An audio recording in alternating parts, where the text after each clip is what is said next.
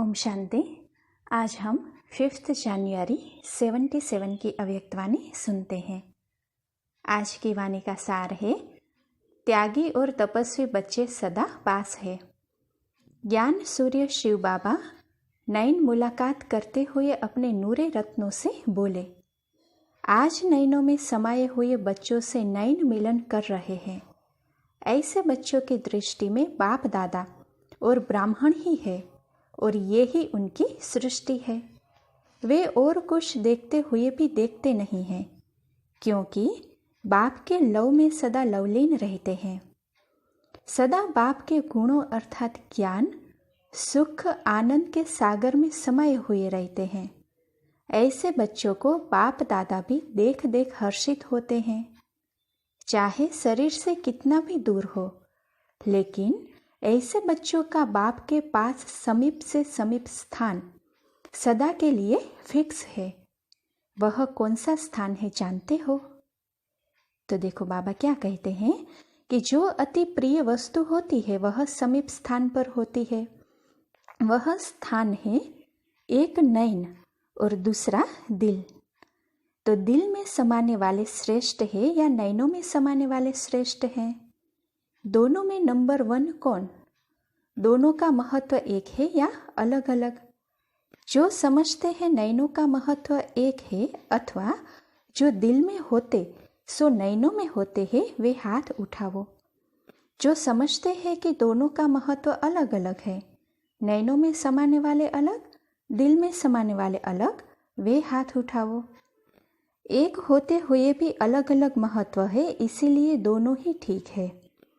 जब इतने त्यागी और तपस्वी बच्चे अपने अनेक धर्मों और अपनी देह के धर्म के कर्म में हर एक रस्म का त्याग कर बाप दादा की याद की तपस्या में लगे हुए हैं, ऐसे त्यागी और तपस्वी बच्चों को फेल कैसे कर सकते हैं? इसीलिए सदा पास है। विदेशी सभी थोड़े में पढ़ते हैं क्योंकि बिजी रहते हैं। बाप दादा ने एक ही शब्द याद दिलाया है। वह कौन सा शब्द? एक ही शब्द है, पास होना है, पास रहना है। और जो कुछ बीत जाता है वह पास हो गया। एक शब्द के 3 अर्थ है। यही छोटा रास्ता हो जाएगा और पास विद ऑनर यानी कि सम्मान पूर्वक सफलता पाना होना है।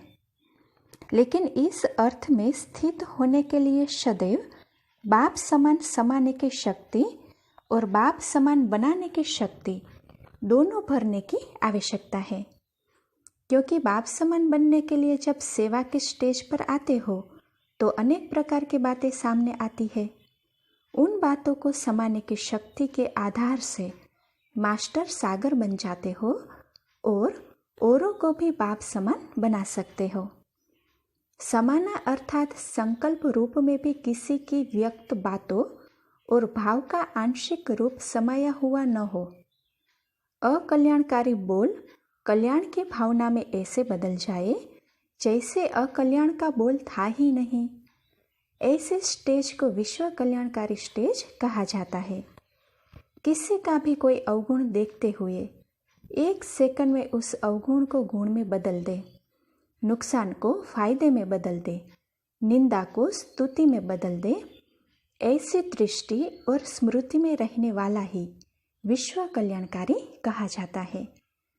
विश्व कल्याणकारी ही नहीं लेकिन स्वयं कल्याणकारी भी बने, ऐसी स्टेज बाप समान कही जाती है। अच्छा, विदेशी सो स्वदेशी। बाप दादा तो स्वदेशी देख रहे हैं, न कि विदेशी। स्वदेशी बच्चों की स्नेह की यादगार प्रत्यक्ष फल विशेष बाप दादा का मिलना है। विदेशी सो स्वदेशी बच्चों की अमृत वेले की रूह रिहान बहुत रमणीक होती है। उस समय विशेष 2 रूप होते हैं। एक अधिकार रूप से मिलते और बातचीत करते हैं और दूसरे उल्हनों और तड़पती हुई आत्माओं के रूप में बात करते हैं। बाप दादा को सुनकर के मजा आता है, लेकिन एक विशेषता मेजोरिटी आत्माओं की देखी कि विदेशी सो स्वदेशी आत्माएं थोड़े में राजी होने वाली नहीं है। मेजोरिटी विशेष दाव लगाते हैं। राम सीता भी बनने वाले नहीं, लक्ष्मी नारायण बनना चाहते हैं। इसीलिए श्रेष्ठ लक्ष्य रखने के कारण बच्चों को बाप दादा भी मुबारक देते हैं। आपको सदा इसी श्रेष्ठ लक्ष्य और लक्षण में रहना है। बाप दादा के आगे दूर नहीं हो। जो तख्त नशीन है वह सदैव समीप है। आज सर्व विचारशील बच्चों को एक ही संकल्प है, मिलन का। ऐसे ही सोते हुए भी याद में रहना है। बाप दादा भी चारों ओर के विदेशी बच्चों को सन्मुख देखते हुए याद दे रहे हैं।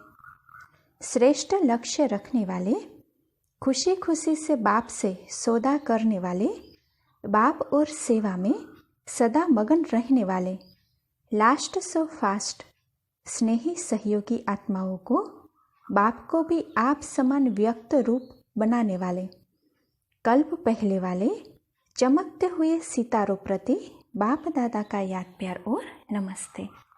अच्छा, ओम शांति। ओम शांति।